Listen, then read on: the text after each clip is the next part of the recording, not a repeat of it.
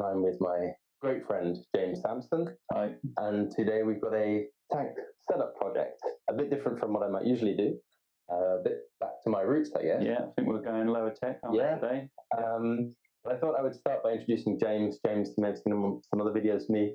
James works for Maidenhead Aquatics, which is the largest aquatics retailer in the UK. It is, yeah. You run 3 of their shops, which is the Woodbridge branch near Ipswich, Braintree in Essex, and the Summerhill near Basildon. Indeed. So James is a guy who keep me pretty busy. Knows his fish, knows his onions.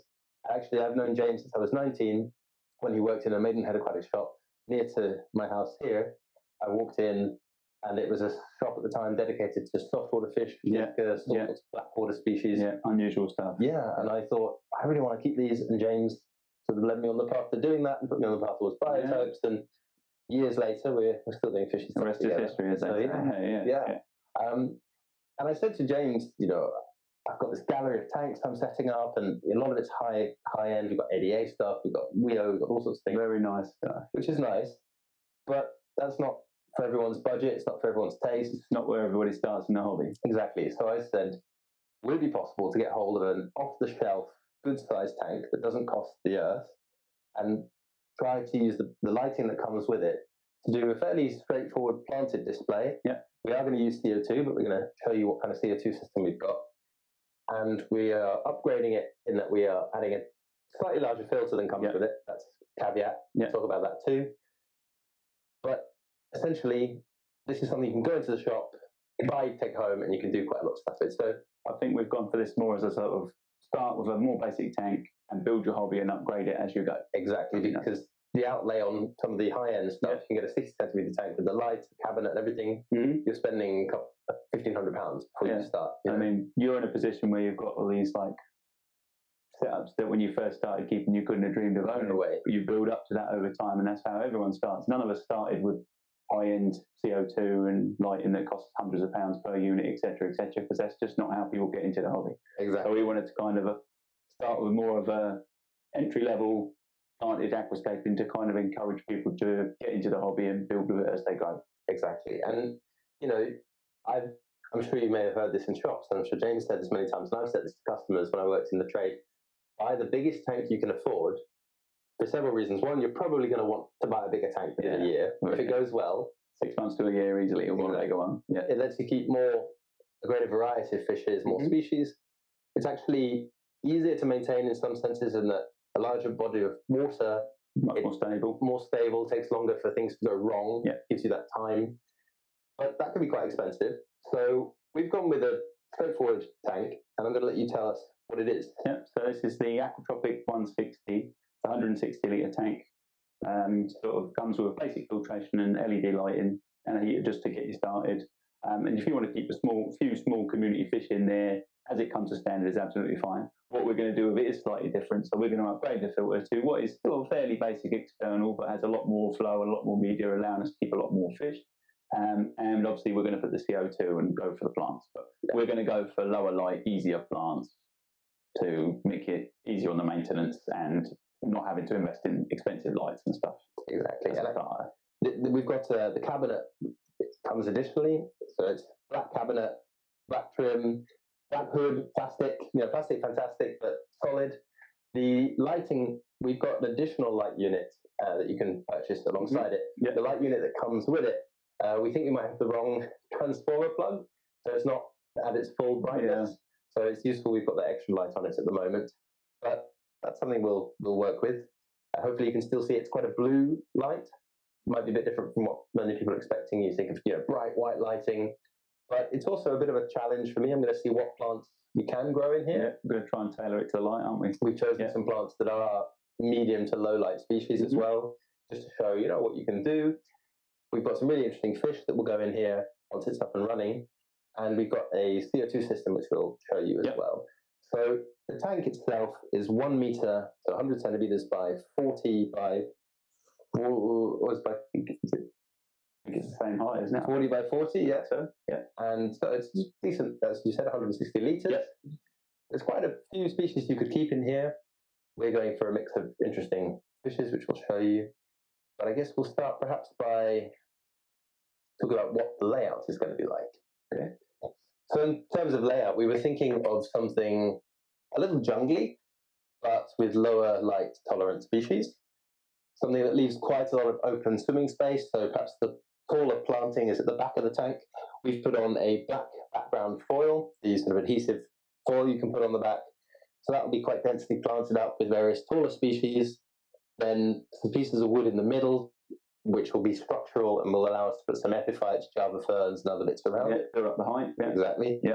And then we will have some lower plants such as Cryptocoryne species. And we're trying to do a carpet in here. We'll see how it goes. It might not be possible. Well, we're going to try. Yeah, we're going to try. Which is an interesting plant. So I think we will show off the plants that we're going to do. Okay.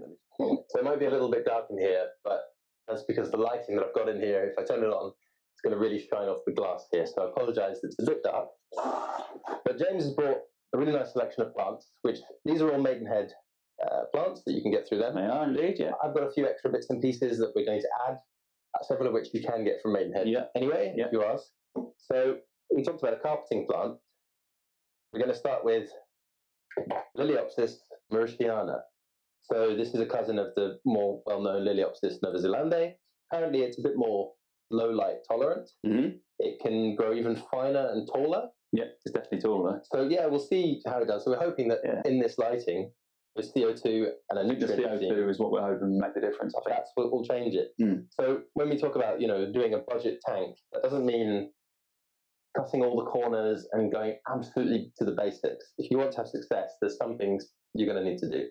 With plants, you really need to use CO2 and fertilizers if you're using low light, because they need that boost. Absolutely. There are certain species, Anubias and Cryptocorynes, that you could get away without using CO2, but they will grow much slower and they're not quite as resilient to algae and other issues. Yeah, algae is a big issue about CO2. But because we're trying to do a planted display here, we've got our CO2. So this is our carpeting plant.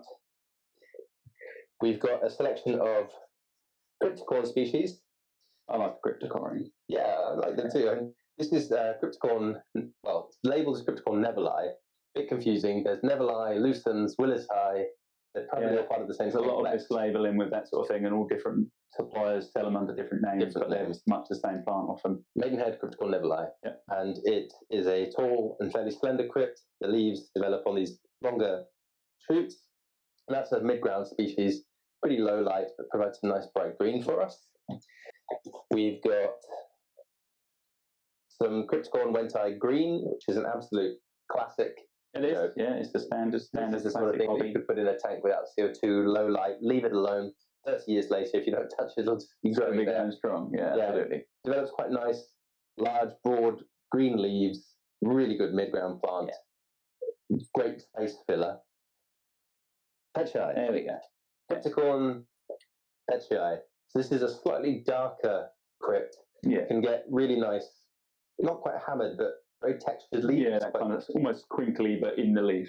And even crinkled edges along the end. Really nice plant. Again, like the Cryptocoryne wendtii, low light, easy, hardy. Crypts don't like being moved around. So the most important thing is to leave them alone once you put them in place. Yeah. Otherwise, you can get the dreaded crypt melt. Yeah, I'm very familiar with that. Yeah. Where the plant just seems to lose all its leaves and die. The best thing to do is leave it alone. It'll probably come back. Yeah. One thing to remember is that crypts are usually sold as this one is in its immersed form. So they're grown out of water in humid conditions in greenhouses. So these are the immersed leaves. They will transition to the submersed leaves. Yeah. So all these leaves are actually going to turn brown, yellow, rot away. Absolutely. Before it becomes back, it's going to pretty much entirely dissolve and then regrow, isn't it? But hopefully, as it's doing that, especially if you're providing it with CO2, it'll be putting out new adapted submersed leaves. So by the time the last terrestrial leaf is gone, you've already got quite a few submersed leaves. You'll know from your own experience of being in these places in the world, tropical regions, that like the difference in water level in different times of year, that's how they grow naturally. So it's not a problem for them to do it, but it doesn't look pretty while it's happening. You just got to be patient with the plants. People come back and say, oh, my plants are dying. No, leave them alone and they'll be fine. Give them fertilizer and some time and they'll come back strong. Absolutely. So we've got a few stem plants. This is Micranthemum. Micranthemoides. That's a tongue twister. Yeah, which is a great bushy little plant. I'm interested to see how it grows in this lighting. I think it's a fairly low light plant. It grows very quickly. It's not one I've got lots of experience growing, so I'm interested to see how we get on with it. Got it in the 45p over there under highlight, and it's growing compact. But I'm interested to see how it goes here. Yeah, might get a bit taller in there. Yeah. And the other one we're going to use is another classic Rotala rotundifolia. So this is another stem plant for the rear ground of the tank. Puts out orange to reddish leaves as it adapts to its submerged conditions. Again, I'm interested to see how it performs under this lighting. Yeah. And this is a great, pretty hardy stem plant. Yeah, and for a plant like that with a bit of red on it, it's one of the tougher ones, isn't it? One of the easier growers. So. We should be fine with that. Yeah. I've got some other plants that are in buckets of water right now, so we'll probably talk about them as we're adding them to the tank. But this is our Maidenhead selection. It's our basis to start with, isn't it? We're going to be using some, if you grab me that bag back there, we're using 2 forms of substrate. We're using the Tropica plant care substrate. So this is a medium to put underneath gravel or soil or sand as a nutrient base for your plants, which our Cryptocorynes will really, really love. Perfect for the crypts, And we're going to cap it. We've got 2 bags of this just to put along the bottom. We're going to cap it with Tropica plant soil, which you can also get at Maidenhead Aquatics. And I've got some outside in a bucket, kind of wet. It's going to be really ready to go. Yeah. So we'll put that in there on top of this. So the plants will not only have the nutrients from the tropical soil, they'll also have the additional nutrients from the substrate, which will really help them, especially with the low light. And as they're adapting to the conditions, they've got that nutrient base there to support them. Extra boost. Exactly. So what else should we talk about? Well, why don't we talk about the CO2 system? Yeah. This is the Arca Hardscape CO2 system. Yeah. So this is interesting. It's not pressurized CO2 in the traditional sense. It's not a gas that you get in the cylinder ready. It is a biological CO2 system using yeast fermentation style. But it's meant to be quite beautiful and work and look a bit stylish. And I've really resisted opening the box. Just saving that for now. Yeah. It works in a pressurized, it's got pressurized flask. So you add those components to it and then you seal it. So it kind of effectively becomes pressurized, but you make it yourself rather than refilling like you do with other CO2. And you can buy refill. It's the 2 component things. You add the bits to it, add the water to it, and that's how it activates. It's more traditional. Like years ago, anyone who's been doing this for a long time will know of fermentation kits. They tend to have a bit of a bad rap because they kind of produce a lot of CO2 in a short space of time, and they're not very consistent in their release. But obviously, the joys with this is because it has a pressure valve and it has a solenoid. That doesn't matter. It fills up with gas, and then you can use it at your own speed and pace as you would with a standard pressurized unit. There's the parts we were talking about. Yeah. It does look fancy. Yeah. Oh, wow. That is a nice looking unit. We've got one at Summer Hill on the plant tank there, one of the ORZ paper lines, and it does a brilliant job. It does work really well. Okay, so we've got the CO2 cylinder. Comes with a bubble counter, solenoid, gauge. Even has a nice stand for it. And we've got the various fermentation elements. Component parts. So we'll be setting that up right at the end. But I thought we'd take it out now because as soon as you start, as you said, talking about, fermentation CO2, kind of yeast stuff, people are like, oh God. And I used to make up my own CO2 with Coke bottles. I think we've already done that in the past. Yeast and sugar, and it's all fun until it's a balloon and a valve exploding. And then you open it and the smell is quite interesting. But this is quite a posh one, and it's not a system I've tried before, so I'm really excited to see how it works. It's quite new to us. We've been doing them for probably the last 4 months or so. Okay, so very new. We're filming at this time. It is now a very wet October here in Cambridge. Got the garage doors open for a bit of extra light, so you might hear some wind and rain as storms. Is it Babette? Babette. Some storm Babette. 3 days of rain. Lashing us with lots of rain, apparently. But it's atmospheric. So there we go. So I'm thinking we need to put our substrate in, and then we need to put our hardscape in, and then we need to do our planting. So we will start with the substrate. So before we set up, because of the way my lighting is in here, if I turn on the big light, it's going to reflect on the glass here. I've just put a WEO slim light, just balanced on the braces here to illuminate the tank so you guys will be able to see what we're doing. and then when we put the hood on, it'll be better. And this just lets you see what's happening and as you go. See the action happening. Exactly. Yeah. So first thing first, I guess the Tropica substrate. Each have a bag. And we spread this fairly evenly over the bottom. Stand to the side of it, let me know. That's all right.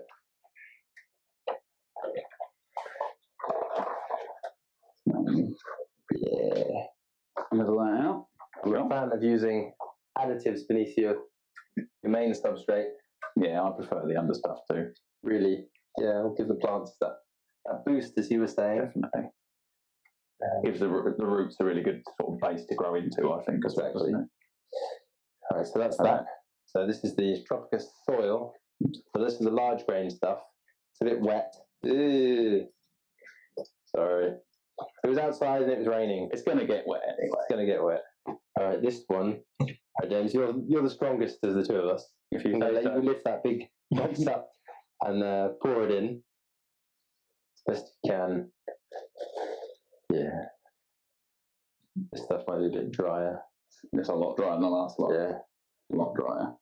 Want some down that end? We will, yeah, we'll swap round. Yeah, if you want to swap, and I'll start. Okay, start spreading? Yeah, go for it. Very deep layer. I'm trying to spread this, but we can do it manually. Yeah, yeah. Oh, yeah. That's enough, is it? It was Plenty, isn't it? Yeah, I think that's good. We're going to slope it just with our hands from not quite so deep at the front to a bit deeper at the back. I think that looks nicer, doesn't it? And it's better for the background part. Yeah, yeah. I'm a fan of deep substrate because it's easy to plant into. Yeah. But it can look a bit much when it's really deep at the front. Yeah, it's a bit imposing, and I think it's nicer when you've got a sort of shallower area at the front. Just sloping it, yeah. Yeah. No aquascaping tools required for this part. Having the sturdy hands. Yeah. That's good. Looks good. Right. Yeah. I'm going for a very dark look with this tank. It is a very dark substrate, dark back. But actually, I think that's going to be good for the plants, isn't it? Yeah, and we wanted I think I told you when we spoke about the concept of it, we wanted a fairly moody layout. I think we're going to achieve that. Absolutely. You would have taken a concept and making it work the way you want it to. So if we're going for moody, then we're getting on the right track. That's the way to do it, isn't it? We will start by putting our hardscape in. Okay. I've got two primary bits. This one, it's got a little bit of moss growing on the wood. This is quite a sort of interesting tangled bit of wood. It's a nice twisty sort of finger root. Pre-soaked. Yeah. So we'll get it in there. You're more of a master of this than me. Well, we're keeping it fairly simple because one of the other things, I didn't want to spend tons of money on hardscape for this display. Which it is quite easy to do. Yeah. So we're just using two bits of wood, really. And we're going to let the plants do the talking, really, aren't we? Exactly. Exactly. Plants one thing you can add, and then they'll grow, and you'll end up with a lot more before you know it. Whereas with hardscape, like you say, if you're relying on that, it can be quite a large investment to start off with to fill a big tank like this, especially. Well, I've got this little piece here which has got some Bucephalandra growing on it already. Nice. I'm just a nice piece of wood. Yeah, I'm just thinking about how we're going to do our layout. Let me have a think. I think this piece, we need to angle it as well. Okay. We just need perhaps a small rock behind it. Something to hold it, support it. Yeah. Yeah. And this piece we're going to angle. Kind of going this way. Yeah, so we've got two slants like this. Yeah. And then the planting goes kind of between it. Almost like mimicking the flow of a river sort of thing. A nice flow. Yeah. Appealing to the eye. Let me get wet for a sec. Oh, it's very wet. Right. Keep the microphone covered from the rain. It's got a small pebble here, which I am just going to pop under there. Won't even see it when it's done. Once the plants are grown up, you won't see that until, will you? Exactly. So, we've got a pretty simple hardscape layout, as you can see. Two pieces, nothing crazy. I think the best thing is if we start planting from the front to the back. Okay. Because it'll get trickier as we get to the back. Yeah. But once we've got the front planted, that'll be easy. Okay. So I think nice tools. Get that one, and then this thinner one. Yeah. So between these two, whichever one you're happier with. I'm easy. A pair of tweezers, really essential tool. I think we can be lazy, James, and do this sitting down almost. A bit easier for our audience to see as well. Yep. And we're starting with our Lilaeopsis, which we've got quite a bit of. There's 15 pots in there. Oh yeah, we quite a bit. So we can be fairly generous with our portion sizes, but what we'll do is, as you can see, the Lilaeopsis sort of grown all around the roots of the pot. The roots have grown through the holes in the pot. So we're going to be fairly robust and pinch the bulk of it at the bottom, wiggle the pot off, and you'll probably get some excess. There was some bits around the outside, yeah. Out. And then there's all the growing media, the wool, which you can split, pull away, pull it off in chunks. It should come off fairly easily. Might get the odd bits of plant with it. Yeah, it's in the centre where the roots are, you get a little bit of clump up, don't you? But most of it comes off fairly easily. And this one big clump, you can then now break up into 3 or 4 separate clumps, depending how you like. I think we'll go fairly big because we've got a lot of pots and we've got a lot of ground to cover. But you wouldn't need to put this much in a normal tank. You could go for less and let it spread. Yeah. But we want to get a more of a quicker effect, don't we? So we're going to plump. We want that impact soon. Yeah. If you bought 5 pots of this, you'd be fine. Poor James, when I initially said, like, oh, I want 10 pots of this and 10 of this and 10 of this, he said, I don't think that many plants are going to fit in the tank. Yeah, they will. But so we're just going to plant them nice and easy. Make sure that all the roots are in there. There'll be a few bits hanging off that we can. Yeah. So in the first,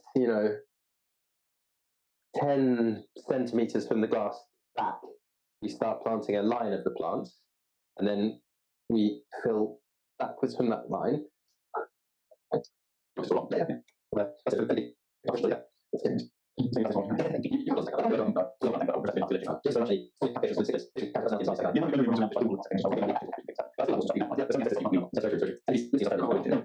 I've been doing this now since I was a kid, as in the industry for 25 years altogether. Wow.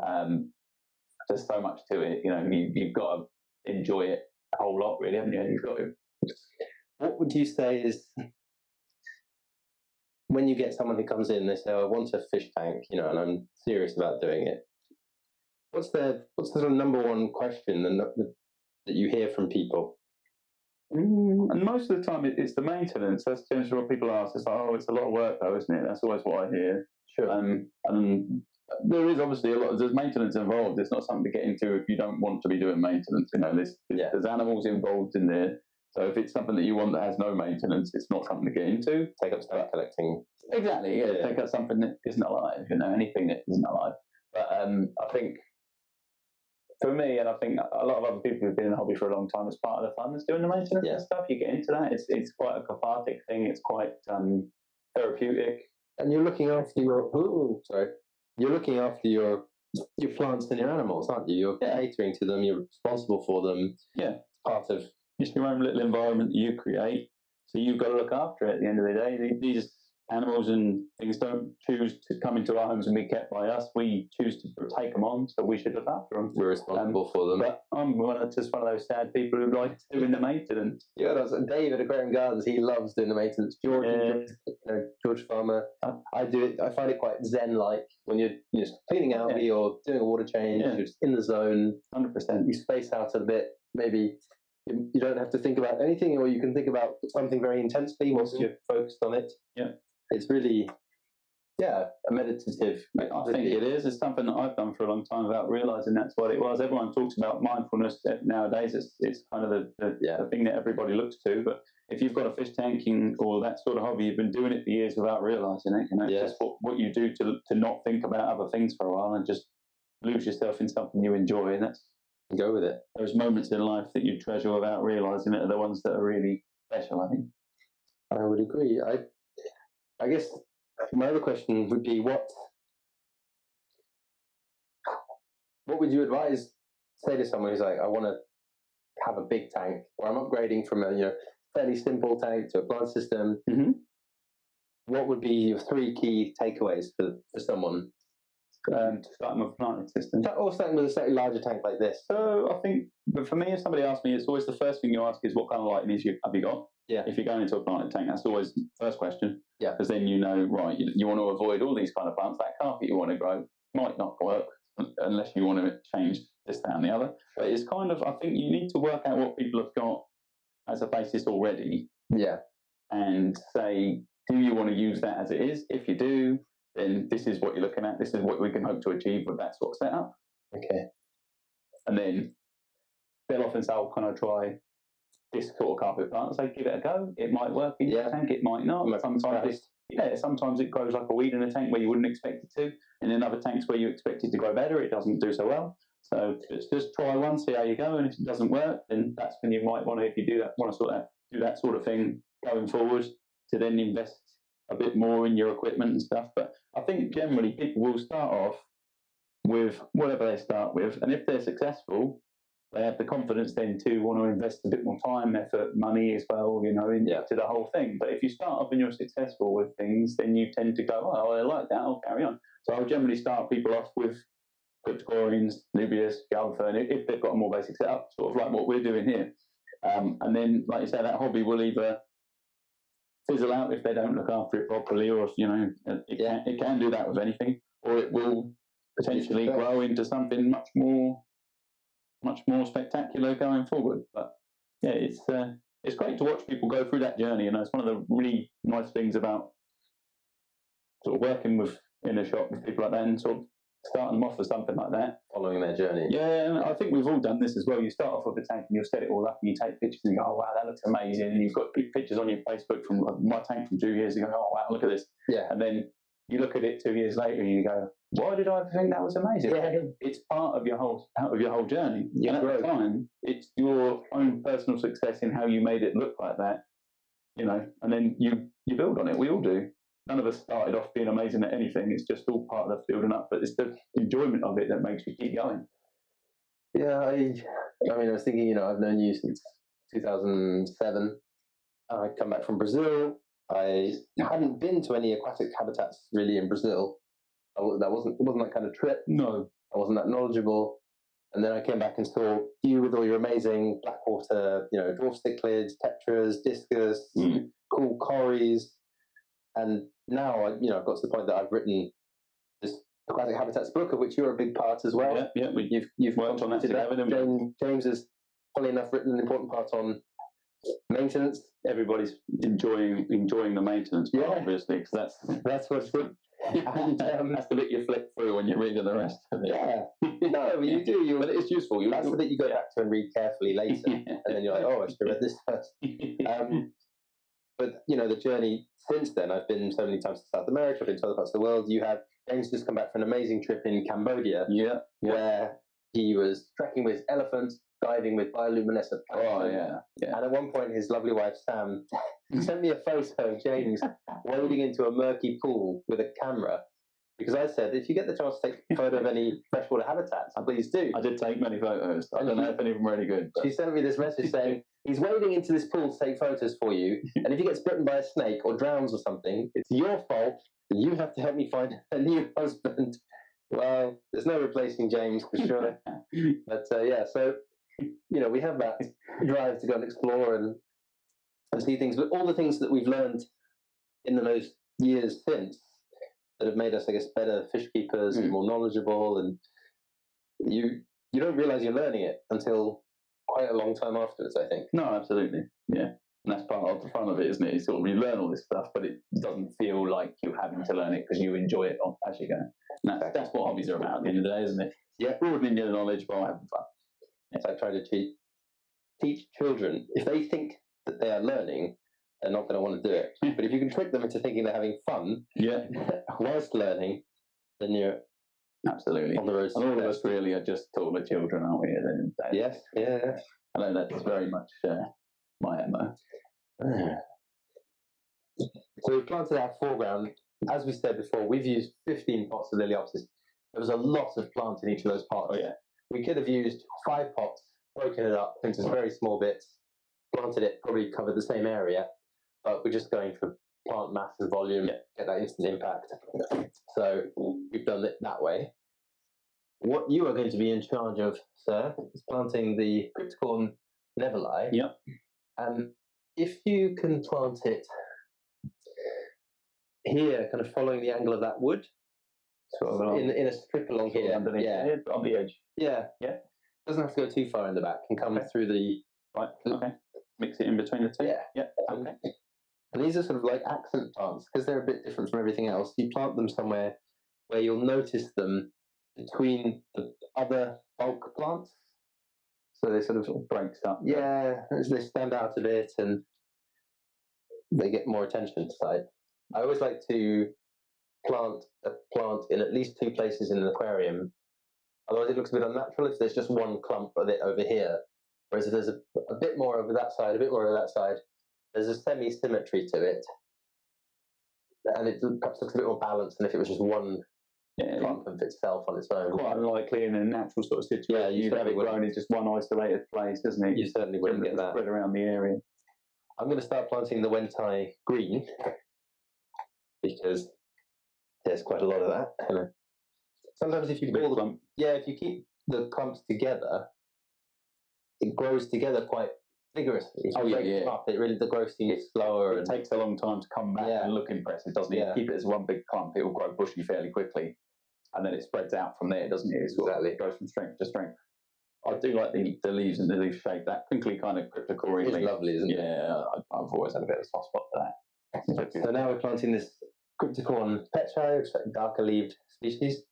We put in our Cryptocoryne wendtii green and our nevelli. And this darker one we're planting around the wood where it'll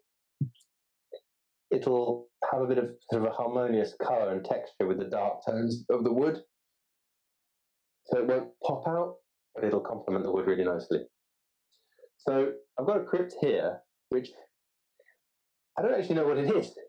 It looks like what is sold as bullosa by Maiden Aquatics, which isn't actually the true bullosa. Okay. But it has that lovely hammered texture, and it's got lovely little markings on it. It might even just be a really crinkly wendtii brown. It's quite hard to tell. And I got it at Maiden Aquatics Scottsdales. Right. It had been brought in by someone because it had outgrown their tank, and they just wanted to, I don't know, give it away or get rid of it. So I said to Max, the manager, can I have that, please? He said, yeah. So I've got it, and I really like it. Lovely texture. And this is a big sort of feature plant. It's a nice mature plant. That's good. We're going to. Yeah, it's difficult with crypts when you've had them in the tank for a while because they grow differently under different light conditions and stuff anyway, don't they? It's one of the reasons I love them. You never know actually how it's going to turn out. No, that's it. And it will look totally different sort of shape, colour sometimes in one tank to it will the next, depending on everything in the equation. Exactly. No? I'm chopping the roots off here because these are chopping the bulk of the roots off means that it'll now put out loads of little new roots as it settles, and we'll get it to grow faster, the same way you would do with a garden plant or a house plant. Yeah. So I can literally just put that in with my hand. That's going to be really nice. Big strong root ball to it, isn't it? Yeah, really nice colour. Got another brown crypt. I'm not sure what it is, but yes, another brown crypt. I've inherited from God knows where, and I'm gonna. If you ask me, all crypts are beautiful, but a lot of them do look the same after a while. That's very true. That's very true. Like, is this what I think it is? Probably not.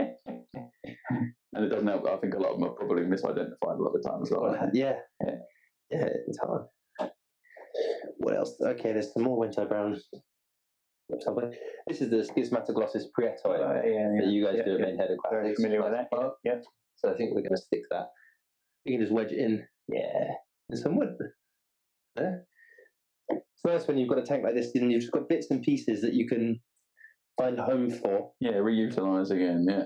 So one thing I have got, which is quite rare, is Cryptocoryne spiralis sp tiger, which is a reddish form of the Cryptocoryne spiralis. Beautiful. I've only got the one, and it's been sitting in the holding tank, sulking, not very happy, but I figured it's time to shine. Yeah, why not? Yeah. If you want to take these Java fern, this is Java fern narrow. Yep. These are tropical ones, but you can get them to Maidenhead. Yep. if you want to take these out of their pots and pull off the wire wall, and then we will stick them in and around the wood. Yeah, whilst I do that. This crypt here. Find places to sort of wedge it in. As you're prepping that. Yeah. It's fantastic.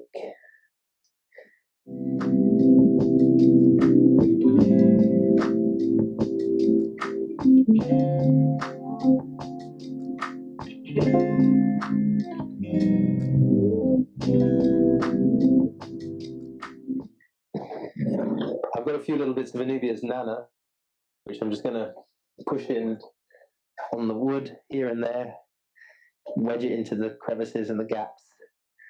And then again, this is a plant you can get from Maidenhead Aquatics. I just have a few little pieces that were sort of floating around, and I thought we could do something with that. Yeah, might as well use it. So yeah, let's use it. So we have planted plants on wood, which includes some Java ferns, some Anubias nana. Yeah. There is some Schismaspillosis rosea on there. There's a little bit piece of boost from my friend's Hardscape. Yeah. A few bits of moss here and there. We've got the Lilaeopsis mauritiana in the front. We've got Cryptocoryne wendtii green. Yeah. Cryptocoryne wendtii brown, we think. Cryptocoryne possibly undulatus. Not undulatus, bullosa. But it also might be something else. Yeah. We've got Cryptocoryne petchii. Yeah. Cryptocoryne nevelli. Yeah. We've got one Cryptocoryne spiralis tiger that we put in the back. Yeah. And I think now we can fill out the rest of the rear with two plants, one which you've brought, one which I've brought. And the one that I've brought is a bit of a mess. Doesn't look like much right now, but this is Eleocharis vivipara, the giant hairgrass. Okay. And it's a bit tired, a bit unloved of late, a bit dirty. But we're going to break it up into some portions. You can be quite rough with it. You can really just sort of break it up. A plant, is it? Yeah. Pull it apart. And we're going to plant it along the back. So it's quite fine leaf, fine textures, will contrast nicely with the border texture of the crypt. Okay. So I think if we plant some of it back here, around the back of that piece of wood, and some of it kind of from here to this corner. Yeah. So I'm just going to put it in there. Then we've got the micranthemoides, which I'm going to plant sort of along the sides and see how they do. Just going to pull that out of the pot. It's one plant. Whereas this stuff grows so quickly. Put it there. Not sure how many of them we've got. I've got this plant here. This is Limnophila aromatica. I think this might be the most challenging one to perhaps grow under this light, but we'll see how it does. Beautiful plant, purplish, pinkish leaves on the upper stem. Yeah, doesn't look much there, but it's got great protection. You can see the colour on the underside. Yeah, it's starting to put out some colour. Absolutely.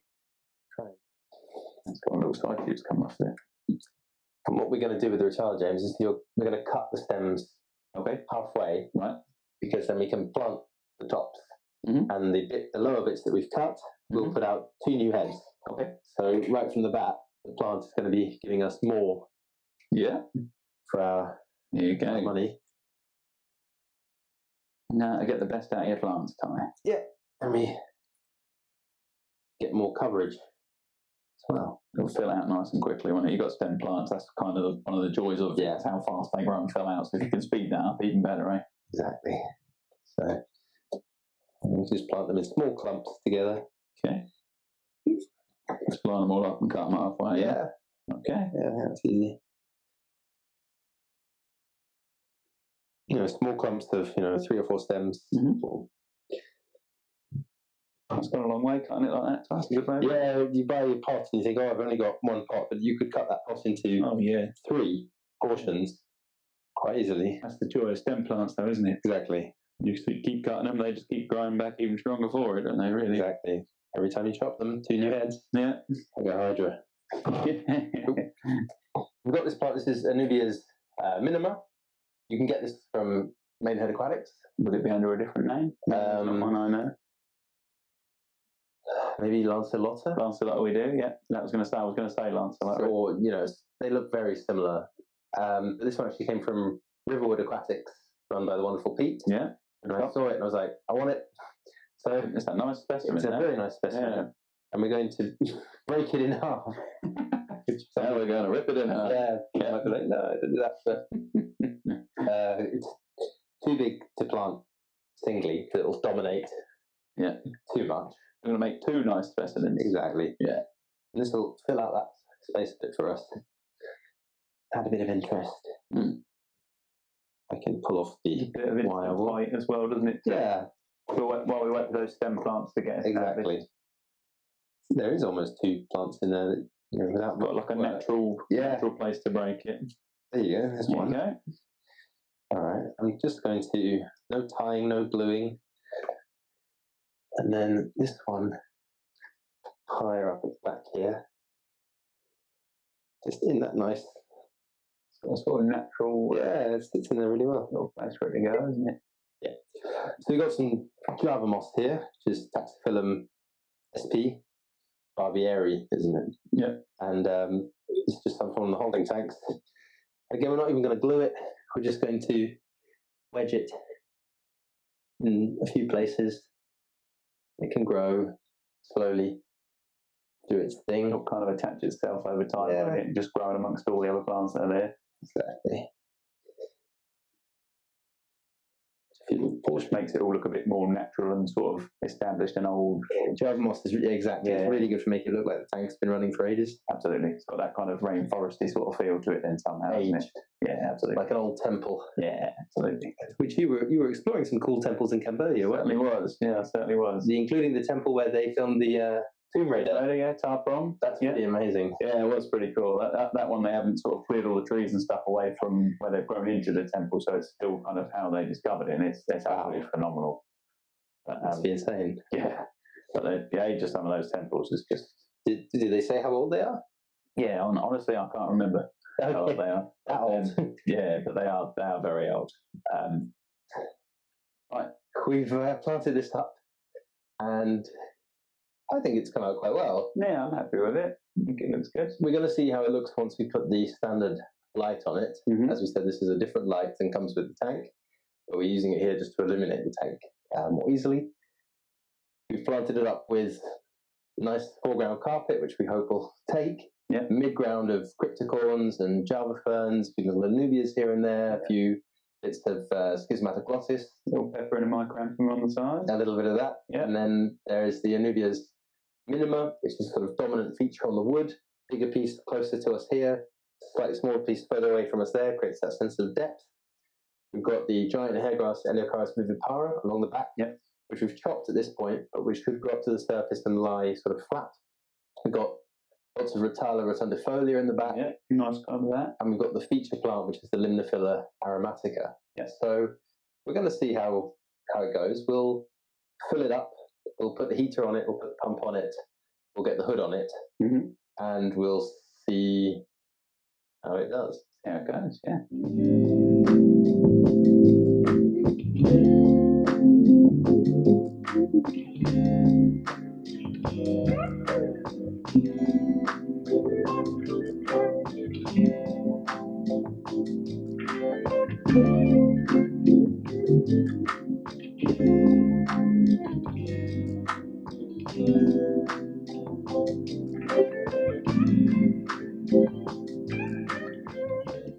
Well, James, that looks better than I kind of thought it would under this light. Yeah, I actually think it looks quite nice. It highlights the green of the Lilaeopsis really well, yeah.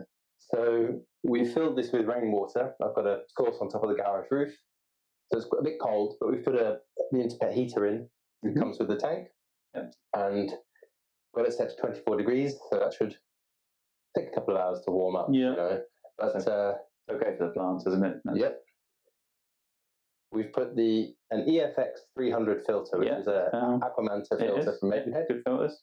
And we've done that because we are going to put a fair few fish in here eventually, and I've got mature filter media. I've had a lot of it, so I put that in that filter just so I can really maximize which fish I can keep in here and numbers of fishes, get the tank mature and up and running fairly quickly. Is it?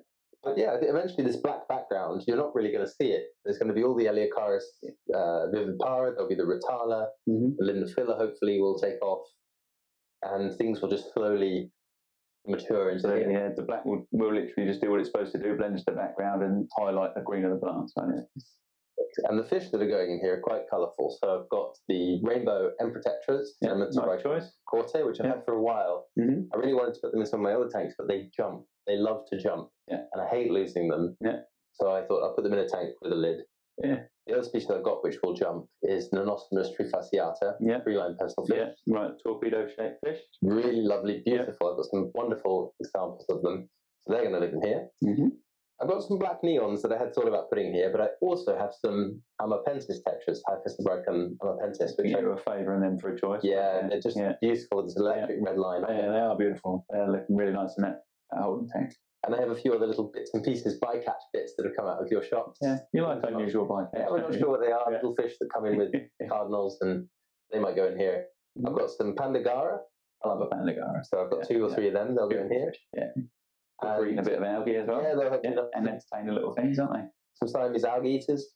Was a good choice. Because they like to jump as well. Yeah. And I've got some Corydoras pygmaeus. I may or may not put them in. I'm not deciding yet. I've got some really nice fishes that will go in here. I really like the dark Tropica substrate. It combines nicely with the black tank. You were commenting earlier. Black body, black hood. Yeah, it's plastic. Yes, it's sort of cheapish material, but as you can see, you can do quite a lot with that. These would also be great tanks for doing, biotopes or blackwater biotopes.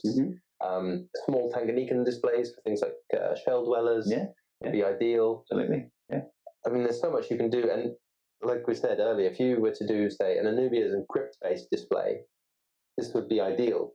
With a group of harlequins, loads of different crypts, maybe. Simple display, but effective. So we're going to see how it grows over the next few weeks. We're going to install the CO2 system and see how that works. I'll be doing some updates on it. Hopefully get James in as well. When it's got some fish in, we can come and talk about it. So excuse for us to play with fish, so I'm all up for that. Exactly. And I'm going to do some water changes on it, like 2 a week, because when you put the substrates in, they can leach ammonia, and it's really important just do those water changes, even every 2 days, 50%, just to get on top of that. And once it's sort of leached off, you can think about doing some water testing, which James is very hot on, seeing if your tank is ready for fish. Of course, if you go to a Maidenhead Aquatics, you can take a sample of water, 100 ml or so. With a new tank, that's always a good idea. They'll test the water for you. Any problems, always take a sample or test it yourself. You've got your own kit, but always test yours. The key to success of any tank. I'm very bad at that, as you know.